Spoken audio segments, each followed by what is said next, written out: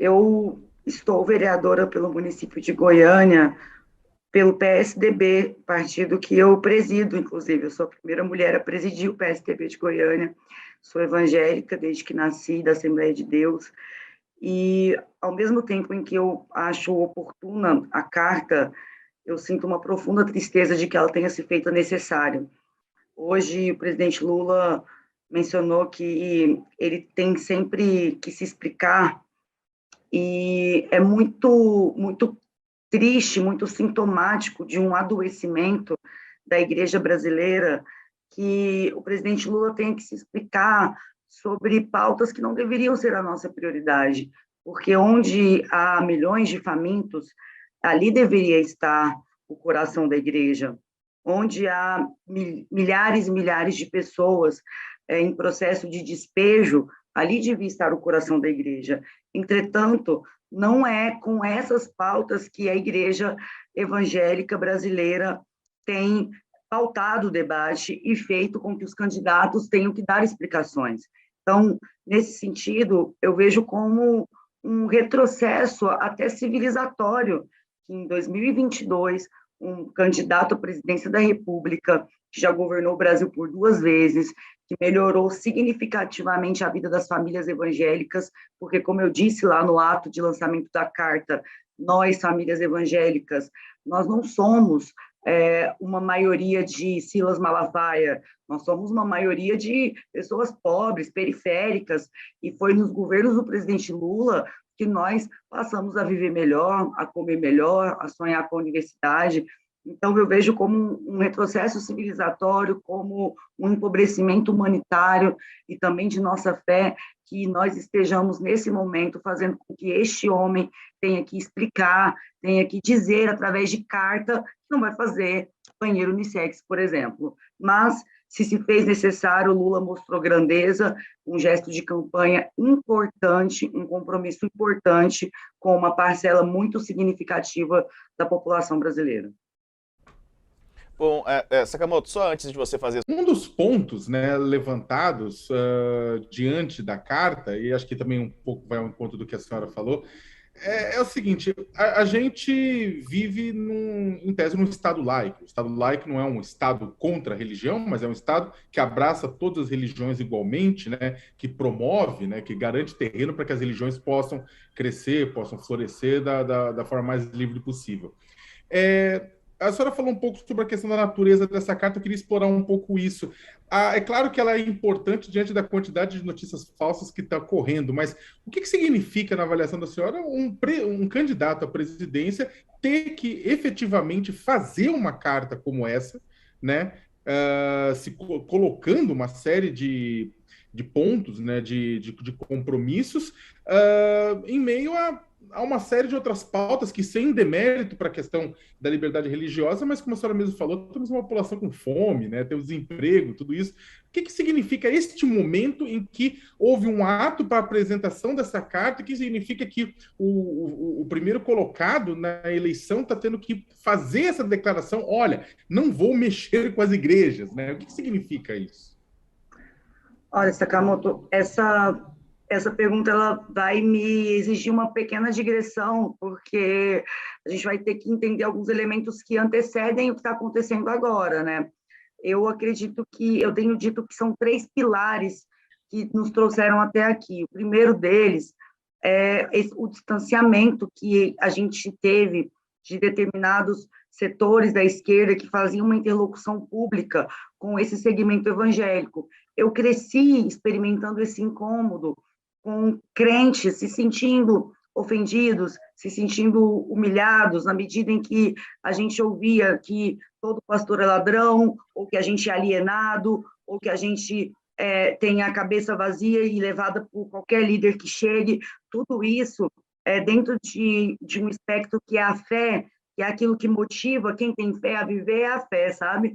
Aí você ataca a motivação de vida das pessoas. Isso anos 90, início dos anos 2000, tanto que lá atrás o Lula precisou fazer esse movimento, porque já havia esse ressentimento. Mas ele conseguiu, a partir da política pública, a partir dos pilares da política do governo, se aproximar dessas pessoas através das entregas de política pública. E, com isso, acalmou-se a desconfiança, o rancor, e esse rancor ele não é de todo equivocado. Eu, como filha de pastor, e de pastor pobre, eu sei o que ouvir as pessoas dizendo que meu pai era ladrão sem ter o que comer dentro de casa.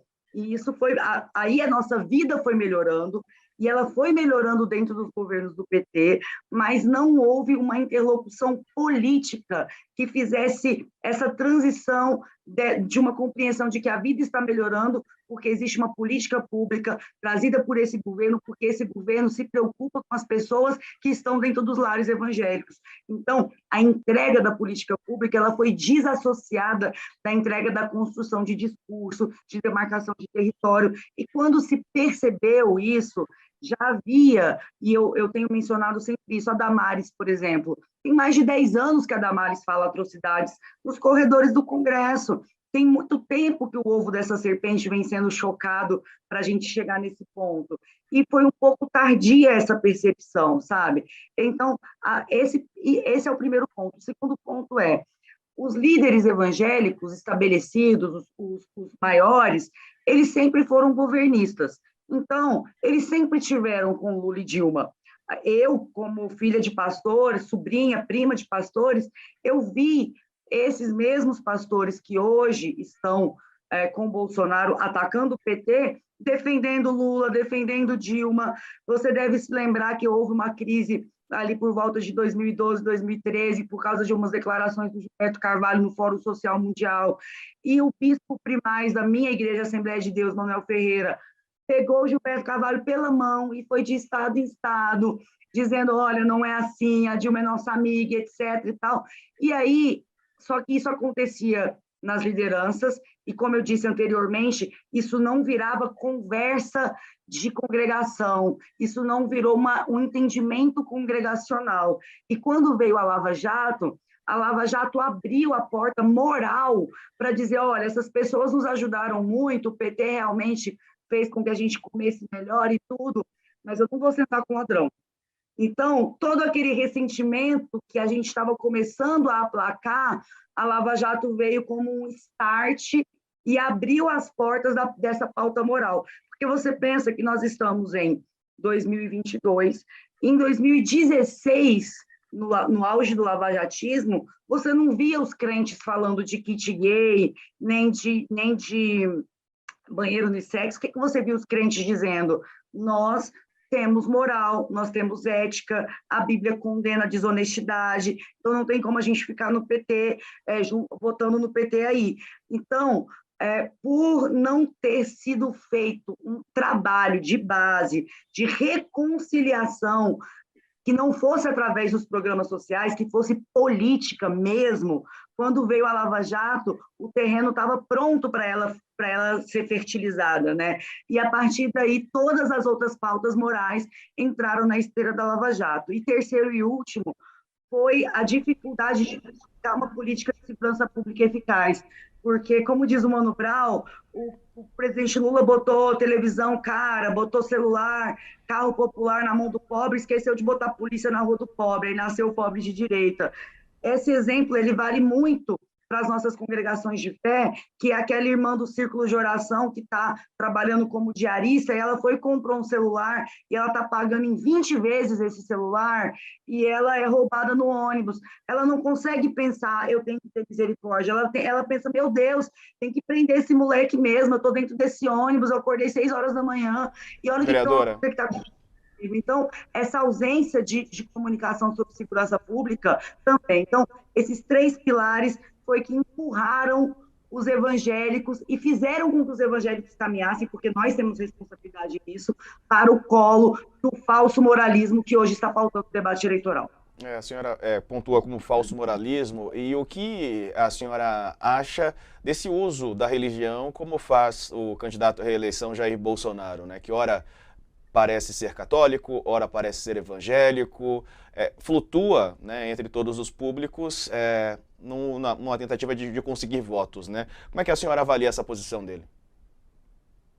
Eu tenho plena convicção que se nos últimos 30 anos a Igreja Evangélica Brasileira tivesse focado mais no estudo bíblico, no conhecimento detido e profundo do Evangelho, Bolsonaro não estaria se criando em nosso meio, porque basta confrontar a sua prática, a sua retórica, tudo que ele representa com as Sagradas Escrituras, que ele não se sustenta. Acontece que ele opera por uma lógica emocional que tem feito do bolsonarismo uma nova prática de fé, e é isso que é a grande ameaça. Quando dizem o Lula vai fechar as igrejas, eu digo quem está fechando as igrejas é o Bolsonaro, porque igreja não é o templo, igreja é a comunhão entre as pessoas, e eu nunca vi uma igreja tão dividida, eu nunca vi uma igreja em processo de... A igreja está se fagocitando, então as pessoas que sempre comungaram da mesma fé, que sempre fortaleceram umas às outras numa relação comunitária,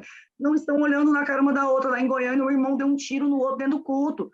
Então, isso é fechar igrejas, sabe? Então, eu tenho dito muito e repito, o que tem acontecido é que o bolsonarismo tem tomado contornos de fé, tem se exigido de nós que a gente se converta ao Bolsonaro, como se o sacrifício de Jesus na cruz não fosse suficiente, e vai ser preciso muito mais do que ganhar a eleição, vai ser preciso resgatar uma prática de fé que tenha Jesus no centro. Só para fazer uma última consideração, acho que nosso tempo está acabando, mas eu conversei com uma pessoa de uma igreja evangélica neopentecostal do Campo Limpo, da periferia de São Paulo, onde eu cresci, inclusive, e ela falou a seguinte frase, eu vou ler que ela é curta, essa é a seguinte declaração, né? Até botei no meu texto de hoje. Cheguei a mentir dizendo que vou votar no presidente porque fico com medo, né? A gente vê como está sendo tratado quem vota no Lula na igreja. Tem gente aqui que deixou de vir porque se sentiu ameaçado. Pô, Deus é amor, não é isso não. Né, essa declaração dessa pessoa, e essa declaração não é a única, a gente tem visto declarações semelhantes, né, no meio evangélico, de pessoas que têm se sentido meio irritado com o fato de que vai até a igreja para procurar paz, para procurar conforto, e encontra um púlpito hiperpolitizado, digamos assim, né?